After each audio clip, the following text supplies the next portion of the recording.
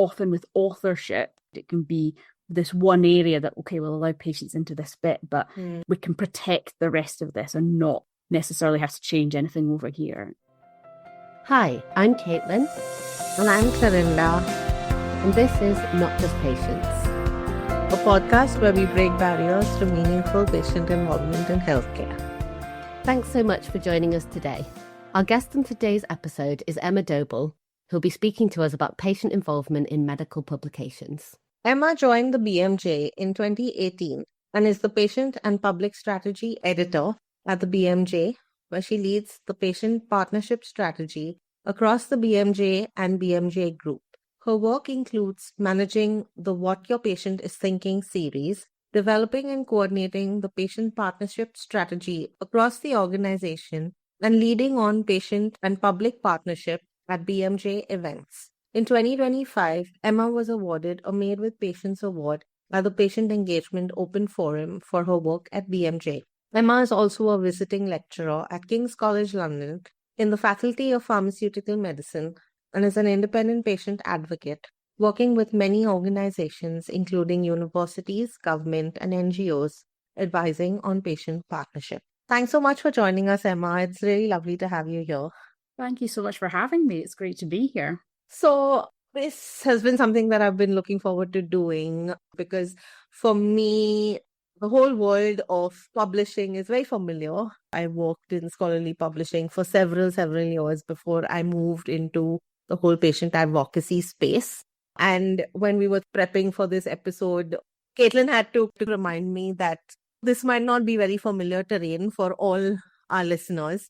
And so before I get ahead of myself, it would be nice if we could just go really basic and define what we mean by medical publications and what all the different forms those might take. Yeah, of course. And I now feel the pressure on of like, what is a medical publication? And it's funny, interesting to learn, but my background in medical publications was nothing. So I'm going to give you my kind of understanding of medical publications from the BMJ. But generally, I think there probably is a lot of unknowns to many of us in the patient community, and myself included in that. So at the BMJ, we think of a medical publication in the context of a journal. So we're a big medical journal. And what that means is that we publish research predominantly, but we also publish education articles, things like editorials and opinion pieces. And it's basically a way in which professionals in the healthcare space can share their ideas, their learnings, their experiences in a way that is peer reviewed. So peer review means that goes out to other experts in the field, kind of verify it, to check it, to kind of say, is this accurate? Is this done correctly? Has this outcome, this measure being used in the right way? So it's the kind of higher level of understanding around healthcare, research, medical interventions, and having that done by an independent journal that can therefore verify what you're writing about or what your idea is or what your experience is accurate to the wider community. Right. So thanks for that. That's pretty clear. And what would you say has been the traditional process for developing and publishing an article in a medical journal? So who are all the people involved in this process? Yeah, so it's a really good question because I think medical publishing is a really old kind of traditional way of getting information out there. Yeah. So I was with some colleagues who were talking about how it used to work in the 1980s, so not that long ago. And what used to happen is researchers would conduct their research and they'd maybe have a few experts in their team that they would conduct a piece of research with. And they would write that up and they would print it out into 3 copies and they would post that to the journal. The journal would keep one.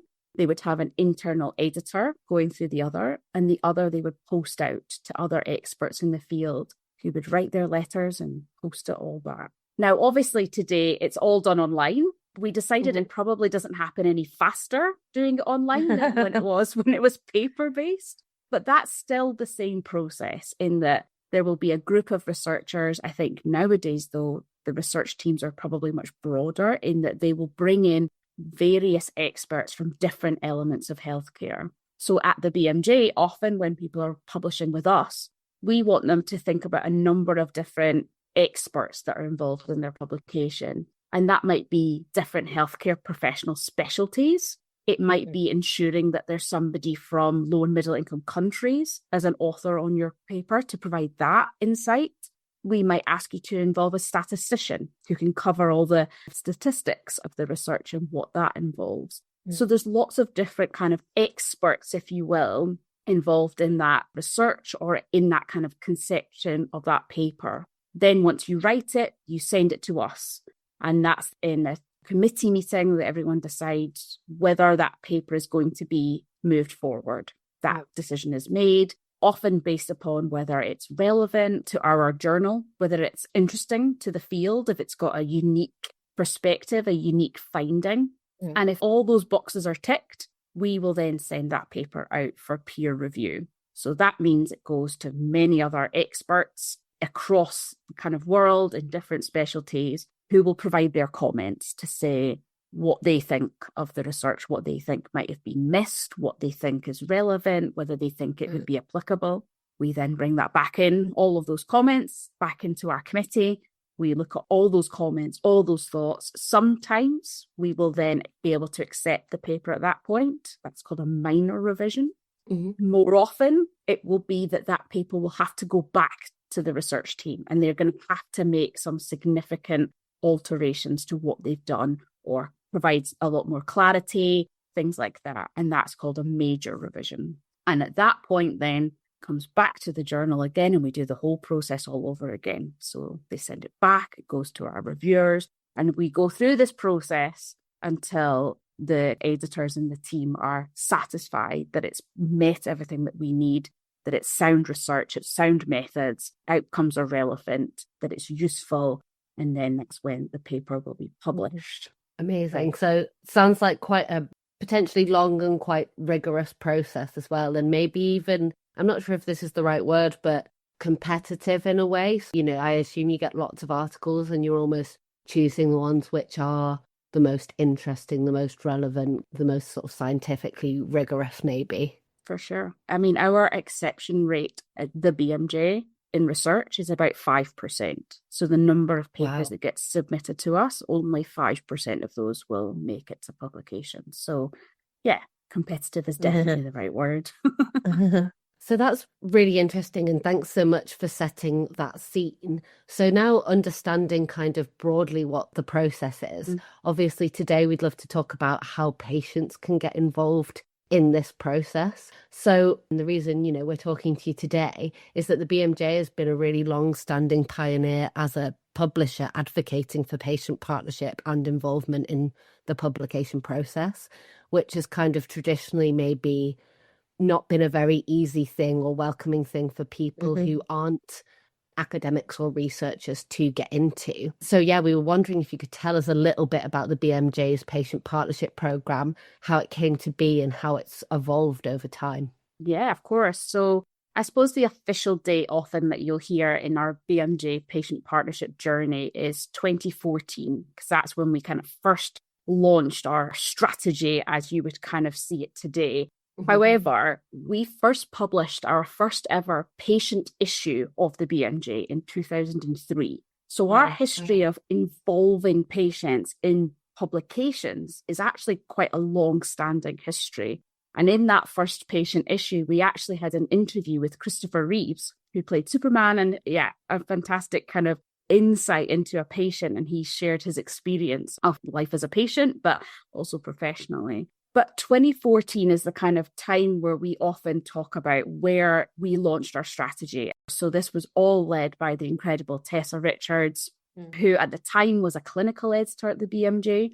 She herself ended up as a patient herself and started to really question why patients weren't involved in medical publications and in a journal. So she, behind the scenes, was doing lots of work trying to think about how we could embed patients and what that would look like, and created a patient advisory panel who we still have today. Our membership changes, but we still have the panel today. And they really worked with Tessa to look at, well, what would good patient partnership look like in a journal?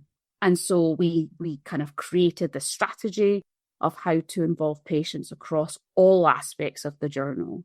And the key things for Tessa when she created the strategy with the panel was that it needed to be embedded. Patients needed to be embedded throughout the process. We didn't want to just have patients being thrown in at the end of the process and giving a final tick or a seal of approval. We also didn't want to put patients in one section. So we didn't want to just have a patient-authored series, as much as that's great.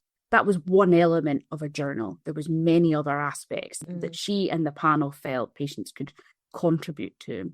And the other thing was that she felt that it needed to come from all of the team at the BMJ. So this couldn't just be run by patient editor.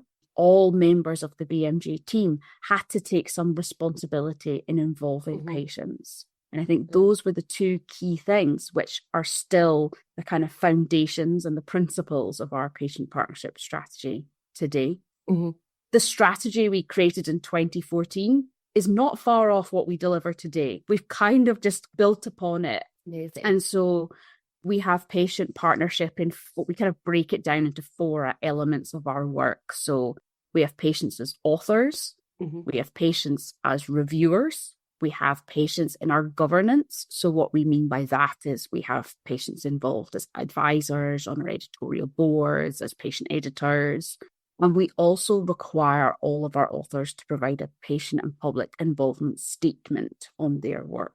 And so that was kind of what we set out to do. And it's what we've been doing over the last 12 years now, delivering that and trying to make sure that that stays as a core, as part of the journal. I have some follow-up questions to that, Emma. Thank you for sharing. But before I move on to that, I just want to take a moment to appreciate and honor Tessa's legacy. I had the honor of meeting her at the last Patient Engagement Open Forum. As of the moment we are recording this episode, it's just been a couple of months since her passing, and that has hit all of us in this space really hard. But I think that what she's left us to move forward with is just so strong, and everything that you're speaking about is testament to that fact. And I think that we cannot appreciate it enough. So what occurred to me when you brought this up, some of the pioneering efforts. So for example, her championing the idea that it's not just an independent patient editor, because that would have been so much easier, right? We bring a patient on board, we plumb them in the system and say, hey, you do this. And you are like working in a bubble, you're doing something on the side. But having it integrated and having that person, or rather this strategy, incorporated and embedded, where these other experts working in editorial are collaborating, or rather having to think about patient partnership in different forms. How was that received? This was so new, so unconventional for the publishing industry overall, for a space where it's so often referred to an ivory tower. And honestly, academics love that label, right? I mean, it's prestige that they've worked hard to gain, and they very often hold it dear, where they feel like they've gained that position after many, many years of hard work and having published so much themselves. And now who are these people who are just patients, who don't fully understand the system? And why should they collaborate, and why should they be brought on as editors and that sort of thing? Do you have any idea how it was received and the kind of pushback that there might have been? Yes, definitely. And I think the first thing to say is that there was a fair amount of pushback. And actually, I was very lucky to be able to attend Tessa's memorial a couple of weeks ago now. And speaking at the memorial was a couple of our previous editors-in-chief who worked very closely with Tessa, particularly while she was trying to get patients integrated. And they both shared with me that they were not convinced at all by this idea of involving patients. And the only reason really that Tessa got away with it, that she was just relentless. And she was going to find a way, regardless of whether the editor-in-chief at the time was bought in or not.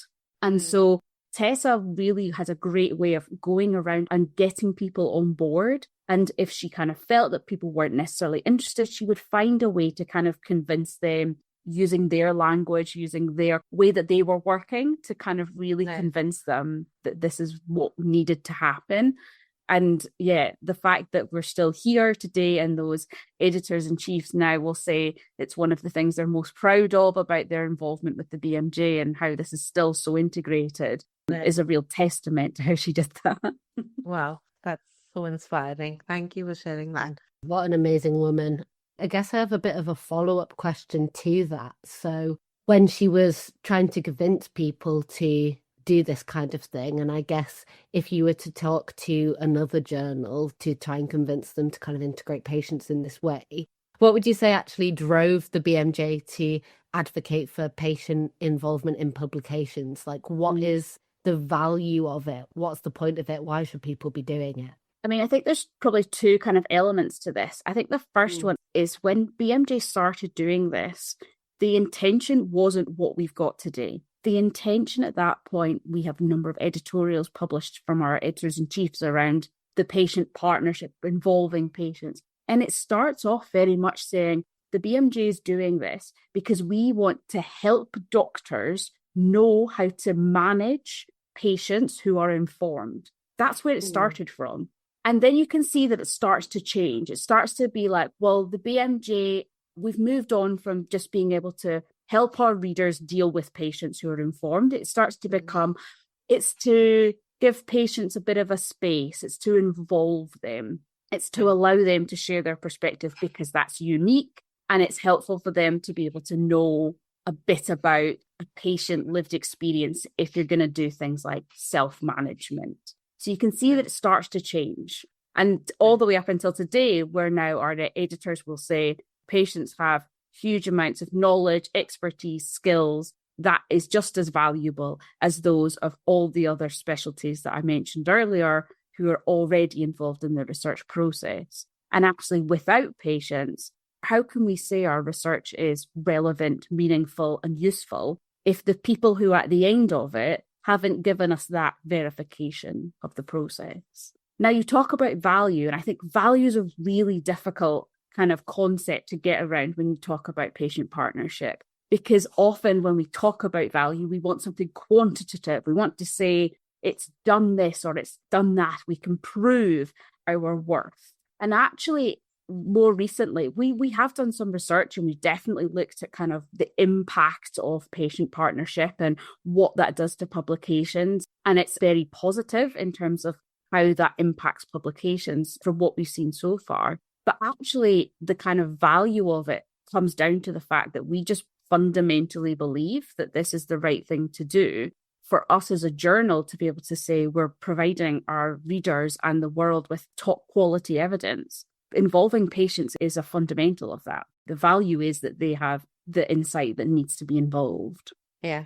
Yeah, we've had this conversation a few times. And like you said, it's really hard because there's no sort of set metric that you can prove to say that this is something that's improved our readership or impact or anything like that. But it seems almost like common sense or obvious that actually if the people who it's affecting in the end are saying that this is impactful and meaningful, surely that's sort of improving the quality and the relevance of the research. Yeah, for sure. And I mean, I'll use this moment for a shameless plug, but Caitlin and we just had an interview published in the World Medical Journal where we as patients are pretty much advising doctors, the World Medical Journal readership, on how to deal with patients.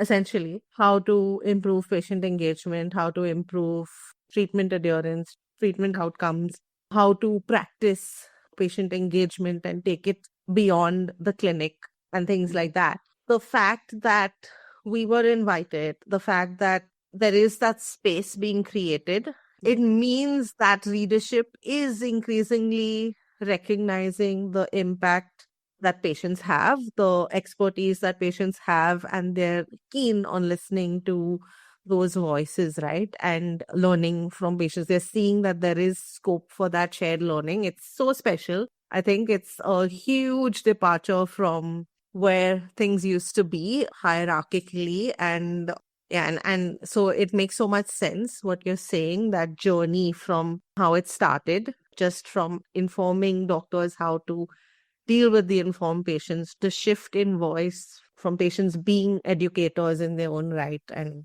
that's really powerful. I'd like to move on, Emma, to your own story and understanding how you got involved in this space, your journey into the BMJ, what brought you here, and your journey until this point.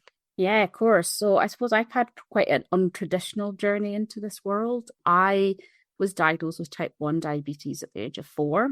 And so growing up with that, I found it really challenging. I found it really frustrating. I felt very alone. And so I started connecting with other young people and started to realize that a lot of the things that I was finding difficult or hard or frustrating was the same as them. And I started going to my local diabetes team and sort of saying, this is what we're thinking. This is what might help our experience of healthcare. What do you think? And that was my first kind of example of patient partnership, really. They heard what we thought. They came in and they made some really simple changes to the way our clinic appointments were designed based upon our experiences. And that was a real kind of eye-opening moment for me to really realize that we as patients or people with lived experience of healthcare had really important and unique insights, and that those things could help change healthcare. So I went off and I did my undergrad in psychology. I did a master's in health psychology. And I then started working as a researcher, working in health behaviors research. And at the time, we were all on Twitter. And it was on Twitter that I saw the BMJ had posted asking for patients to write about their experience of being a patient for the What Your Patient Is Thinking series. And so I wrote up my article about my experience with peer support and submitted that to them. And that was published, which was amazing and, really exciting. I think I was blown away to see that there was a series of this kind. I'd never really heard of the BMJ before, so really when I understood what that had meant to get that publication was amazing. And about a month later, I got a phone call from Tessa who said, I've read your piece and I've gone through the kind of process that you've gone through. She just said, I just really love the way that you've approached this. You've talked about some of the negative things that have happened in healthcare, but changing that into the way of how to really get healthcare professionals to help you and what they could have done is really, really interesting. So we chatted on the phone and she told me a little bit more about what BMJ was doing and all the rest of it. And I was, wow, this is amazing. I didn't know any of this. This is all new to me. And then she invited me to come to the BMJ offices at BMA House. And she dressed it up as come for a chat, which was lovely. But before I knew it, I was in front of 2 very senior editors at the BMJ who were asking me what I would write in the series and who I would ask to write in the series. And before I knew it, I think I was like, oh, I think this might be a job interview for a job that I had no idea even existed. And so that's how I ended up at the BMJ, and they offered me the job to manage the What Your Patient Is Thinking series. And that for me was a dream. I loved working with children and young people. I had done for about 10 years at that point, getting them to share their experiences of healthcare through drama, through production, through social media, things like that, and just sharing their experiences. So that gave me finally a kind of a role that allowed me to do that, which was amazing. So yeah, I started in that role 2018, and then it's just grown and grown and grown over the last 8 years or so, just getting involved in different elements of the BMJ. And then when Tessa decided to kind of, we say formally retire, because she never really retired, in 2022, I took on her kind of leadership role and was really lucky to have such a long, I call it our long handover period, where I had Tessa there to support me in kind of taking the leadership of the patient partnership and making sure that what I was doing was very much informed by her visions, as well as her supporting my kind of direction as well. That's amazing. And a true testament, I guess, to the BMJ kind of really recognizing your expertise as a patient and someone who could really draw on and engage with that community without really having publication experience in that way. And it's kind of started to answer, I guess, a few of the next questions. So I'm really curious actually about your current role now and all the things that you do to get patients involved, and then also just understanding which ways patients can get involved in medical publications? Yeah, of course. So my role at the BMJ is really varied. I suppose I have a few key things that I'm often doing every week. So one of those is editing, meeting patients, and managing our What Your Patient Is Thinking series. And so that is a series that's all written and edited by patients, and people can come and write to us about anything. The key thing is they share their experience of healthcare, but they share it through a lens of what can healthcare professionals do to make that experience better. And we publish one of these. So when I first started, we published one a month. We've now doubled that. So we now publish one in every print issue, so one every 2 weeks. And so that takes up a fair amount of my time, especially because most of these authors have never written for a medical publication. Some of them have never written a blog or anything like that before. So my key role is to support them in doing that and making sure that the BMJ isn't a big scary box that they kind of get lost in. So I do that as one of my key roles. And then I suppose a lot of the other stuff I do is very much supporting our wider teams around involving patients. So that might be finding people that they are looking for with particular lived experience, healthcare conditions, things like that. It's also thinking about how do we make the process for patients as seamless as possible. I say that slightly hesitantly because I don't think it will ever be seamless. I think we are, unfortunately, as a journal, the submission systems, the review systems are always going to be challenging, not just for patients, for anybody submitting to us. So I do a lot of work thinking about our policies, our consent processes, how people sign up, how people find us, how do they engage, make sure that we can engage with them.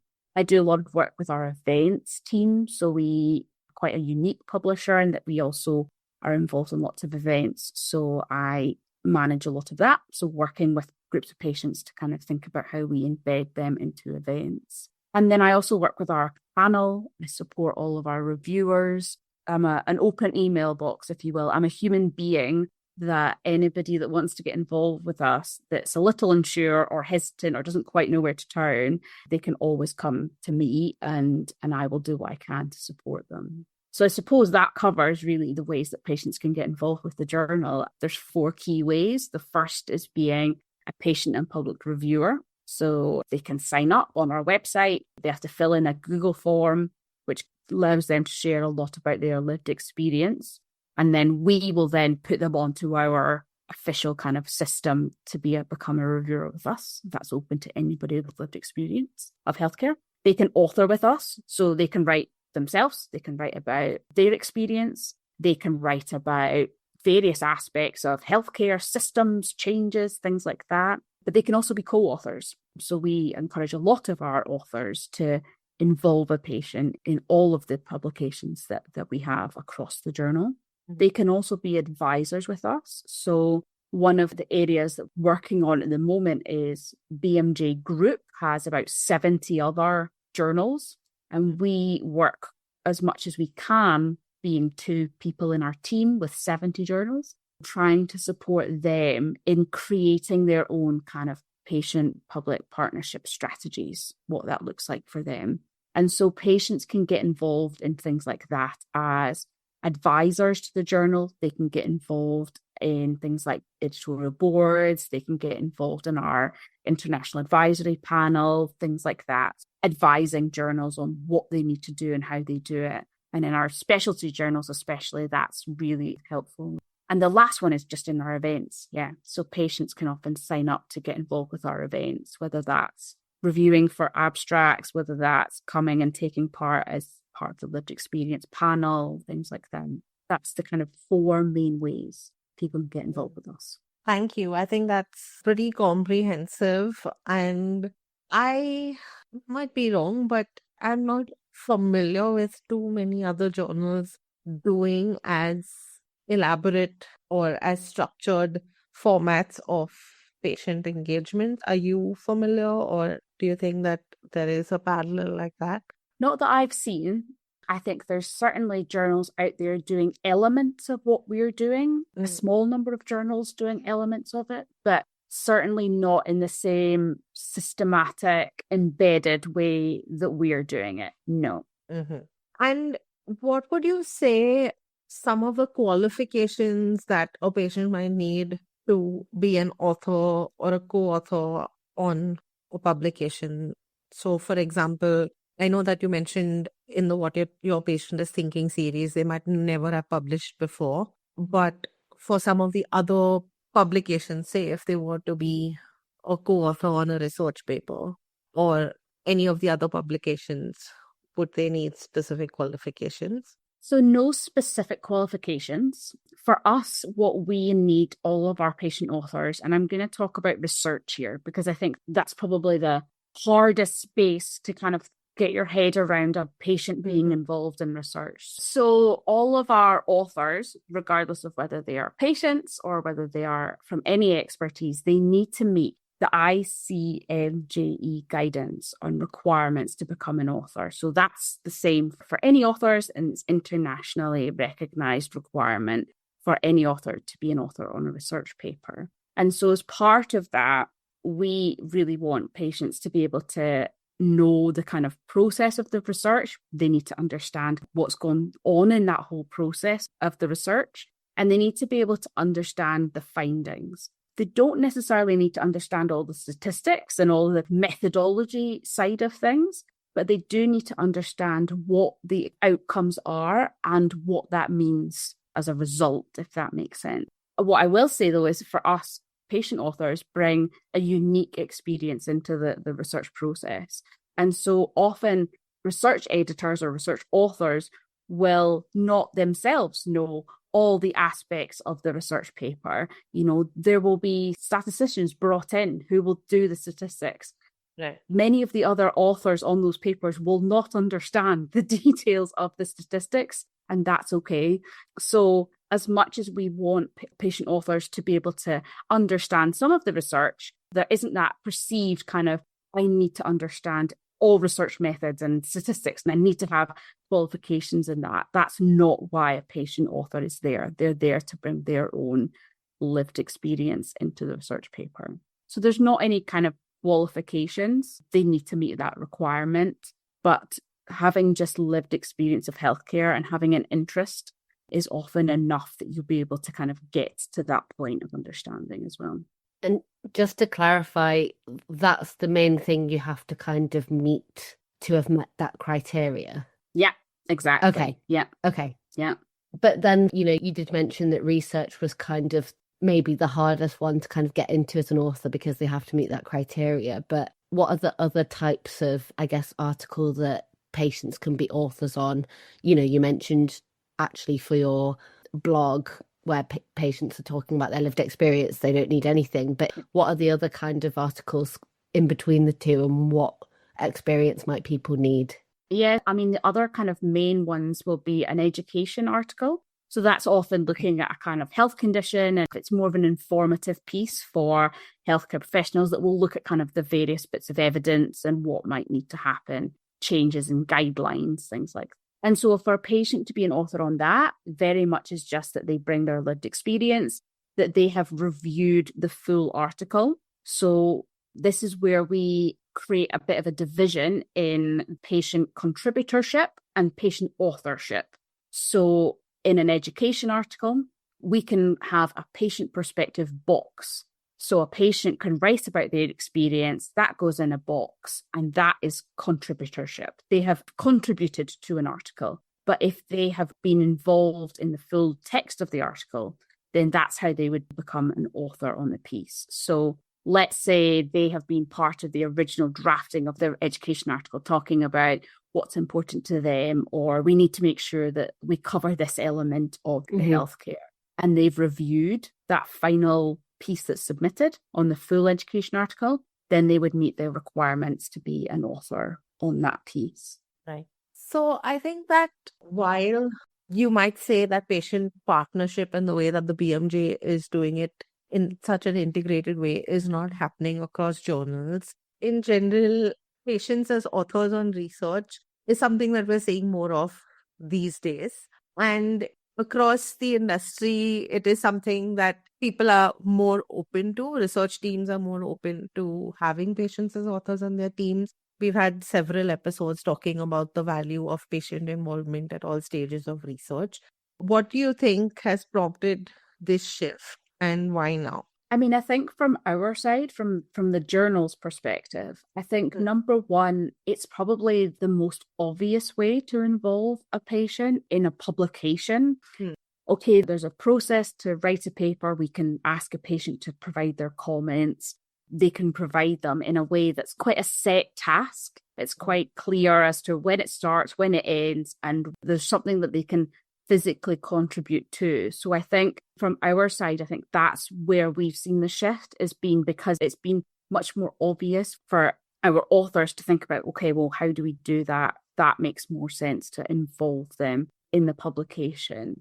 I do think there's probably an element, though, of just more visibility. So we, in this last year, have started implementing using the patient author or public representative affiliation. And so that just means that any patient that publishes with us as a co-author or as an author themselves, it's really clear that that's their role. It's under as their affiliation. They can have many other affiliations at the same time, but that's just one that we use consistently.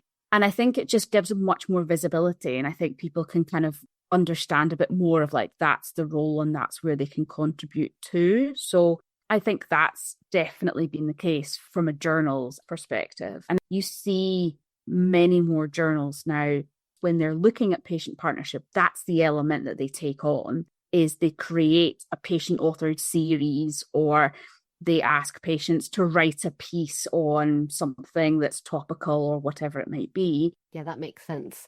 So you said that, I guess, the easiest way for journals to involve patients is through patient authorship. But what's sort of driving them to want to involve patients more? I think there is a recognition that patients can provide a unique experience, right? And I think I've written for some journals that will do a sort of a special issue on whatever topic.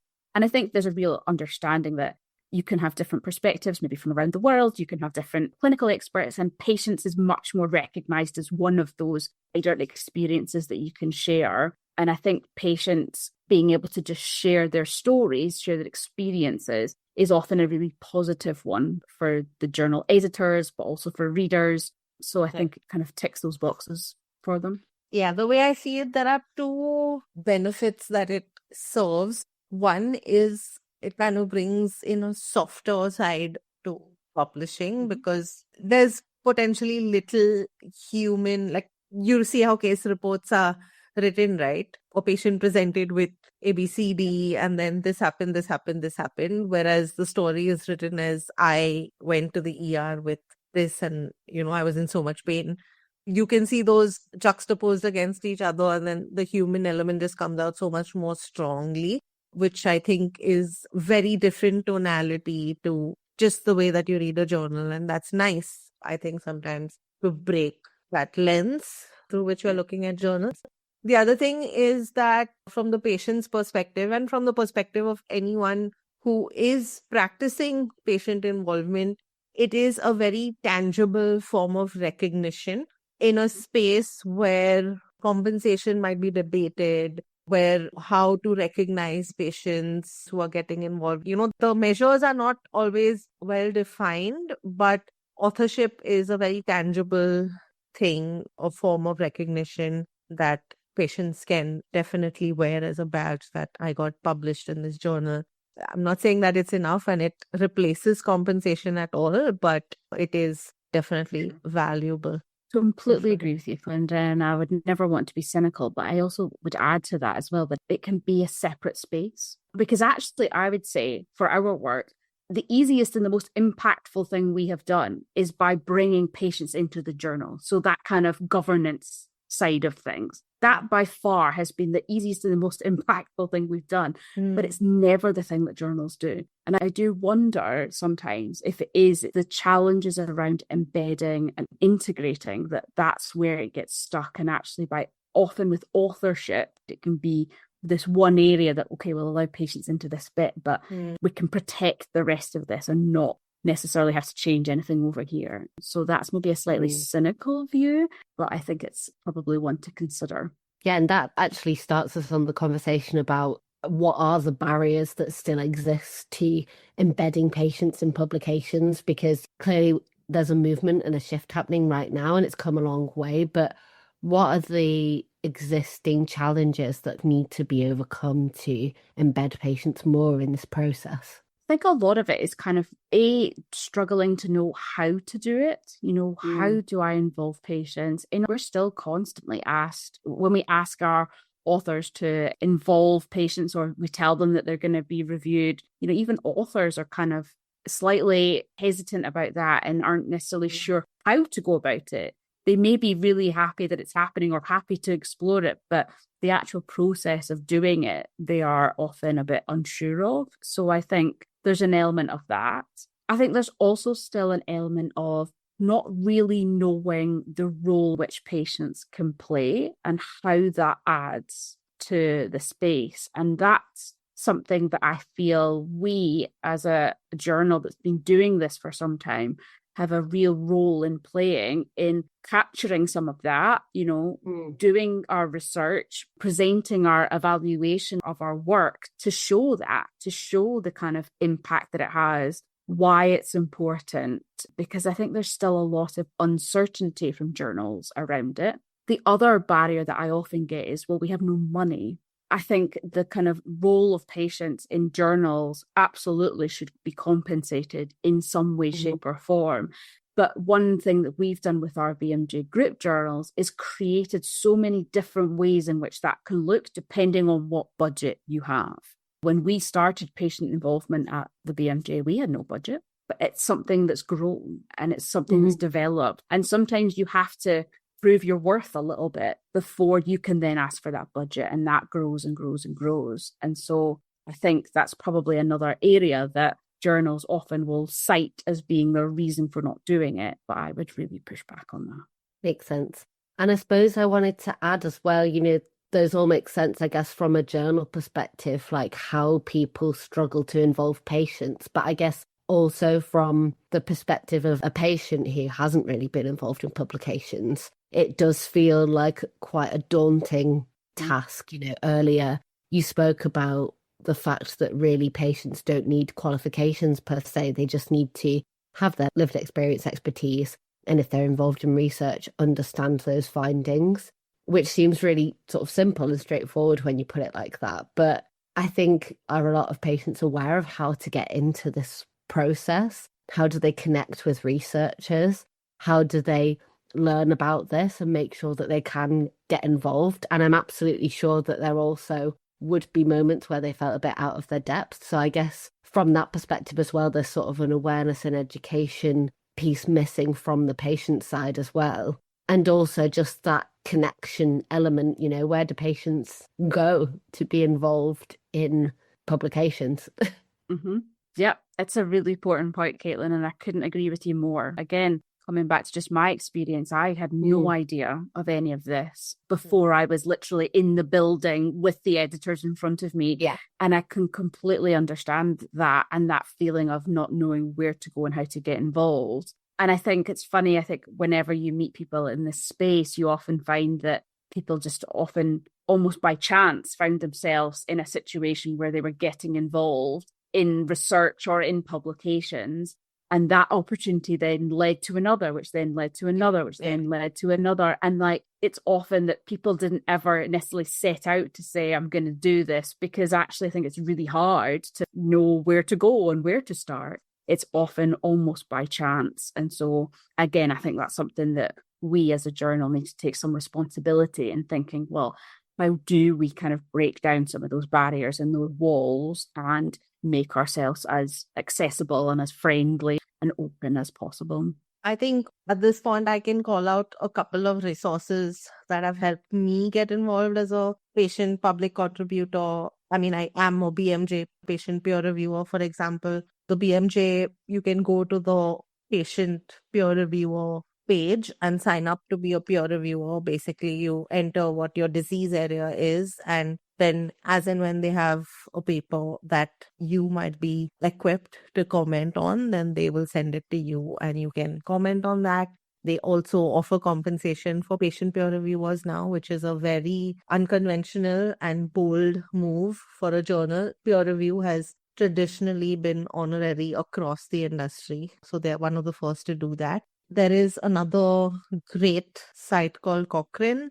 Basically, they allow researchers to post projects for which they're looking for patient and public contributors to get involved in different capacities, just to review a paper or review a protocol or something like that. And you can contribute in that way. I've gotten involved in several research projects like that.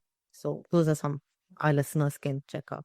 So as a follow-up to some of those barriers we discussed, both from your perspective, working at a journal, but also from the patient perspective, apart from the ones that we've already talked about today, are you aware of any other initiatives that are looking to overcome these barriers? So I think one of the big areas that I'm aware of at the moment is the work around plain language summaries. A lot of journals are now requiring authors to provide what they call a plain language summary. So that basically just means that they're writing the abstract or a short kind of summary of the paper in language that any patient could pick up and read.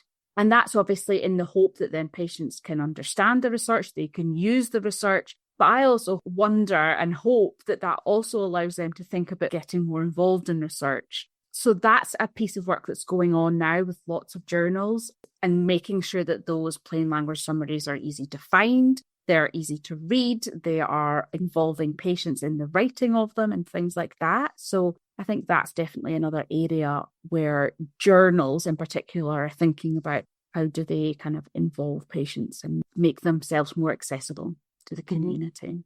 And presumably patients might also get involved in writing those plain language summaries as well and reviewing them to make sure that they are relevant and accessible. Exactly. In the UK now, whenever you put any funding application in, you have to write a plain language summary. And I would say a majority of the time that is written by a patient. And so I think this is kind of journals taking a little bit of that on, and another way for them to get involved. Mm-hmm. Yeah, I also think that there are a couple of new journals that are more patient-centric or patient-focused. So there's the Journal of Patient Experience, there's the Journal of Patient Centricity. I mean, these are journals that are primarily focused on patient experiences, and they are primarily encouraging patients as authors. So that's drastically shifting the narrative, right? The point is to shift the focus to patients as authors and bring them into the world of publishing on the same plane as researchers and other authors. So making patients wear the hat of researchers and then publishing as well. So that's quite interesting. We could move on, Emma. I think this has been a fascinating conversation. I've loved hearing all the amazing work, both at the BMJ and then your own journey and your own story. And it was really serendipitous. And it was like, a story that you read in one of these wonderful, unexpected career kind of books, but really hopeful and exciting to hear your journey. Could you tell us your long-term dream for patient involvement in publications? I mean, for me, I would just love to see what we've done at the BMJ being done in every other journal around the world. And I think sometimes people are slightly taken aback by that because they think that we've been such pioneers at the BMJ that we'd want to hold on to that. And it's really not the case. I would love to see other journals and other publishers finding their own paths with patient partnership. We've taken our approach, but I don't doubt there's many other really interesting ways that patients could be involved in journals. And it really would love to see more people, more journals, more editors, more publishers thinking about, in collaboration with patients, what could this look like in that journal, in that context, in that disease area. And I would just love to be able to see more of this happening on a daily basis.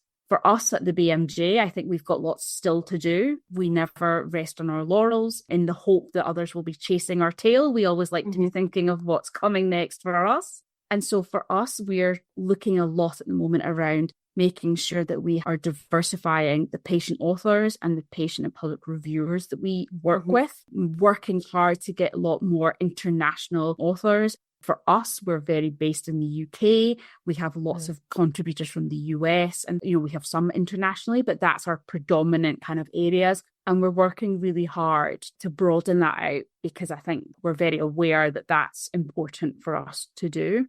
And I think also, as I mentioned, we're really keen to do a lot more evaluation of our work. So being able to share some concrete kind of evidence of impact of patient involvement in our work. So we're doing some work at the moment to look at the impact of our patient and public reviews. And we hope that that's going to give us some really interesting insights to help encourage others to think about what they can do and how they can involve patients and why it's important to do that. So we've got lots of things coming up and really excited.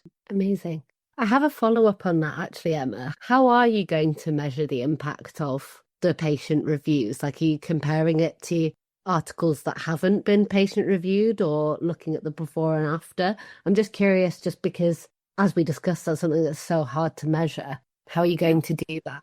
Yes, it's a really good question. So we are very lucky in that because we introduced our patient and public reviews in 2014, we have a kind of cut point where we can say all of our research before then wasn't, and all of our research after, majority of it is. And so we can look at kind of using that as a comparison point to say, what is the difference? So we might look at things like how many citations of those publications that have had a patient involved had.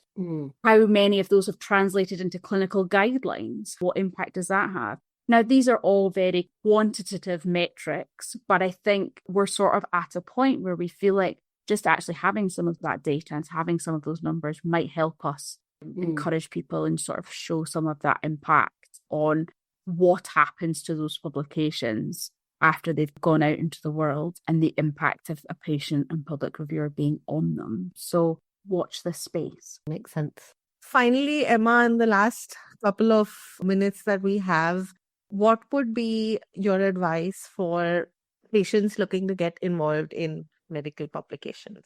I would say think about what area it is that you want to get involved in with a publication and what it is that most interests you about research and publications. And then just reach out. I think nothing's ever gone wrong by just sending the email and asking the question. Hopefully you've learned a little bit today around what that might look like and the ways you might get involved. And I think being able to kind of share that, ask an editor, get in touch with somebody and say, this is how you'd like to get involved. It definitely makes my job easier if someone comes to me and says, I really want to do this, or I really want to talk about this. That makes my life much easier for making sure we can get you into the right place. So do it. Absolutely. It's a great thing to do. It's great fun. And the journal, the BMJ Group journals will always really welcome your input, your ideas and your thoughts. So you're always welcome to get in touch. Amazing. And then on the flip side, what would your advice be for editors and publishers, people working at journals who are looking to involve patients more effectively? My first piece of advice would be to go and find somebody with lived experience, a patient who is in your area that your journal covers. Going and talking to even just one person who's got lived experience of the condition that you're covering will be really helpful for you to start thinking about what you might do and how you might embed patients, and really understanding that lived experience of the healthcare that you're kind of covering, I think is really important. And it's the most impactful thing that you will ever do in terms of patient partnership, is working with somebody with lived experience from the beginning. And how would you suggest that they find this person? That's the biggest question I always get asked. How do we find patients? I would say go to your networks, go to social media, reach out to patient organizations, patient communities. Every patient advocate knows the exactly right patient advocate. We're all very well connected. Find one of us and you find all of us, I think is often the turn of phrase. So yeah, just trying to reach out to as many people as you can, ask to be connected. Thank you so much, Emma. This has been a really lovely Mhm. conversation. We've enjoyed having you here. We've learned a lot. And I mean, even though I feel like I understand this space, it was really enlightening speaking to you and hearing about your work at the BMJ. So thank you for sharing. Thank you so much Yeah, for having thanks so me. much. And I've learned an awful lot, having not known much about this. Thank you so much. That was great. So, Clarinda, we've just had a really enlightening conversation with Emma. I wonder if you could just start by telling me a few of your key takeaways. Yeah, I loved that conversation, Caitlin. And it was really interesting to see that in one of the oldest industries, which is publishing, and one of the most prestigious and oldest journals in that industry, the BMJ, patient involvement has been happening in such an intrinsic way for so long. It is a shame, though, that it hasn't picked up across journals by now and it's not more ubiquitous as one would hope that it should be. Yeah, I agree. And I think it's easy to talk about the barriers to journals taking this up. So we discussed some of them with Emma. So firstly, when you have an old industry, it's quite slow to evolve and change, especially when it's grounded in process and rigor as well. And also, I think there's quite a lot of prestige and criteria in terms of who is able to submit papers. And for a while, that did mean that patients didn't have a seat at the table. But actually, that is evolving in the BMJ and outside now, with patients being recognised as patient authors or patient contributors, which is really fantastic. And it just goes to show, right, that the industry can evolve too. And I'm sure it will have to evolve pretty soon with technology that's coming out as well. So why can't it evolve in terms of patient contribution too? Yeah. And then I guess the other challenge is that there's no really clear metrics to say that patient contribution is really valuable. And the BMJ are working on that and trying to quantify that in some way. But I think, to be honest, if what journals are looking for is something that's interesting, relevant, something that really matters to people, then why would you not involve the people who it impacts every day? So it seems like common sense to me, and it's just realizing that that actually will just drive value within the research that's being done as well.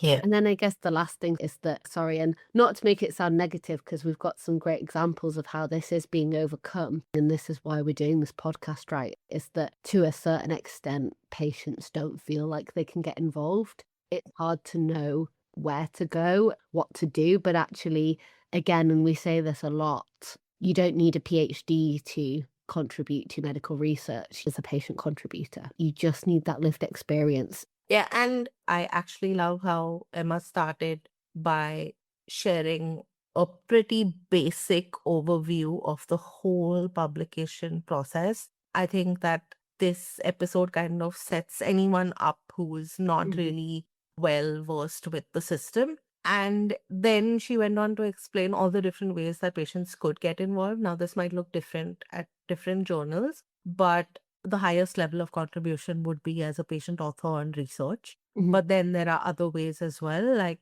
the BMJ has a blog, for example, where you need nothing but lived experience. And then there are education pieces and things like that. Other journals might have other things. There are also very patient-focused journals that invite patients to be on their editorial boards, on their peer review teams. And I think that the space is evolving in a very positive way.